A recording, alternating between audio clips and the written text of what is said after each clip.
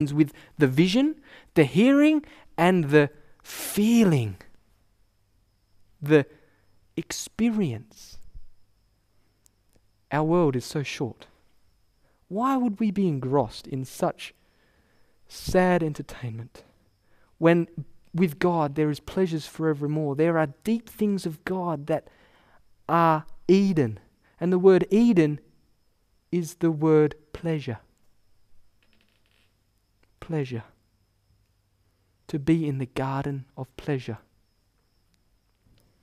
And so, the Holy Spirit, Jesus Christ was crucified, it was offered through the eternal Spirit. And that Spirit was given to us for the purpose of revealing the deep things of God's reality. And so for me to come here and share and preach doesn't suffice unless the Holy Spirit be in you. It's not a theory, it's an experience.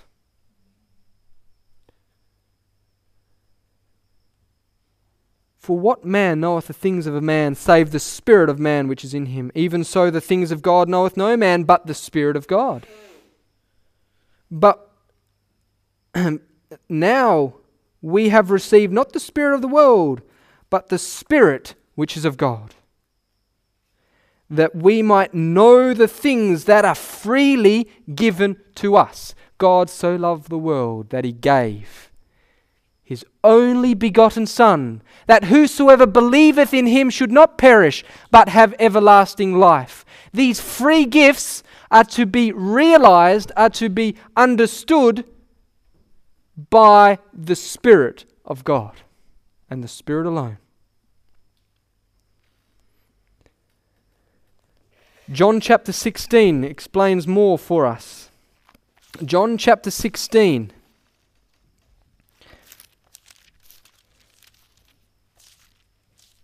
And we read in verse 13 through 16.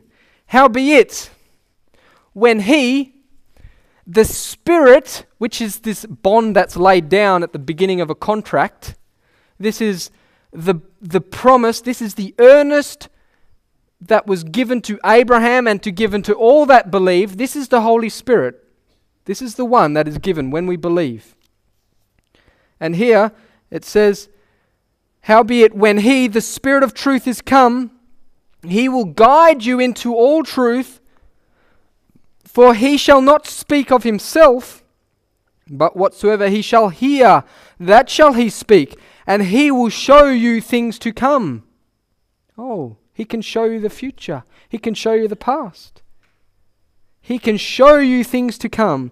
He shall glorify me, for He shall receive of mine, and shall show it unto you. All things hath the Father, that the Father hath, are mine. Therefore saith I, that He shall take of mine, and shall show it unto you. All things that are the Father's, all of heaven, everything is Jesus.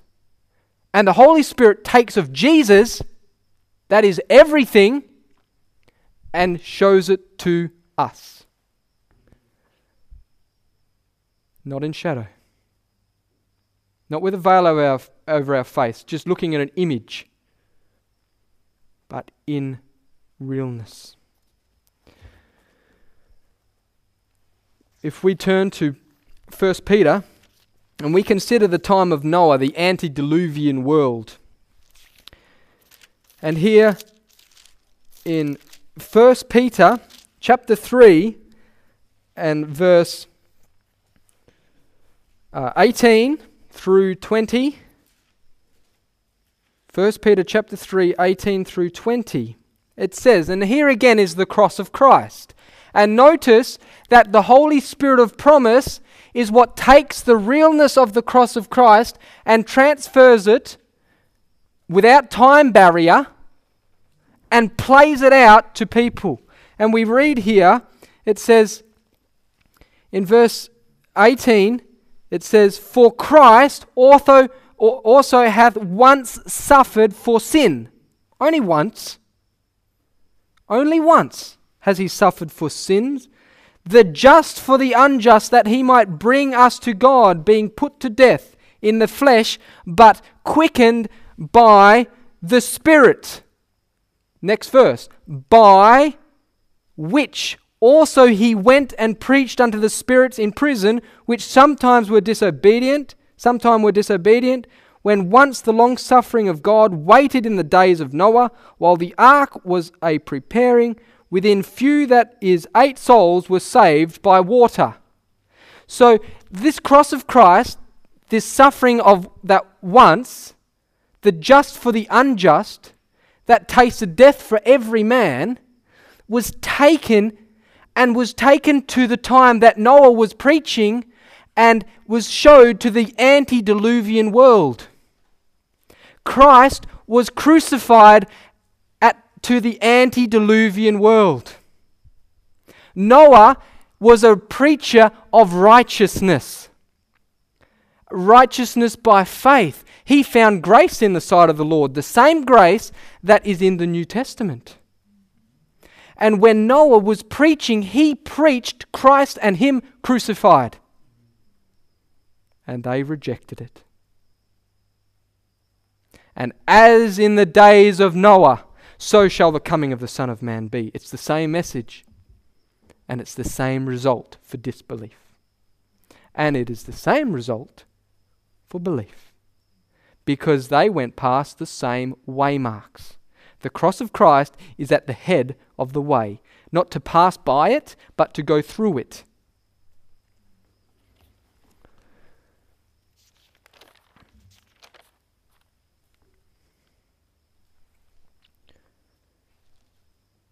This is a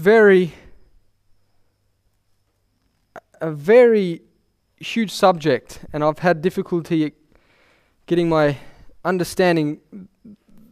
The poor brain cells just have no chance, really.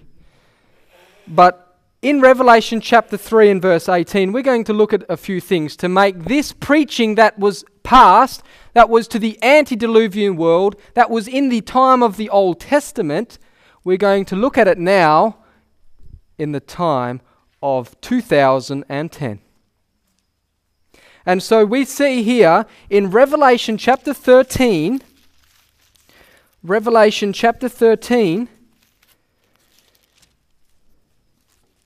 and verse 8. And it's the last part mainly, but we'll read the whole verse. And all that dwell upon the earth should worship him, whose names were not written in the book of life of the Lamb, slain from the foundation of the world. What does that tell us? That Jesus Christ was the Lamb slain from the foundation of the world. We look at another text, more than this, not just the Lamb slain from the foundation of the world, but in Revelation chapter 17, Revelation 17 and verse 8, we see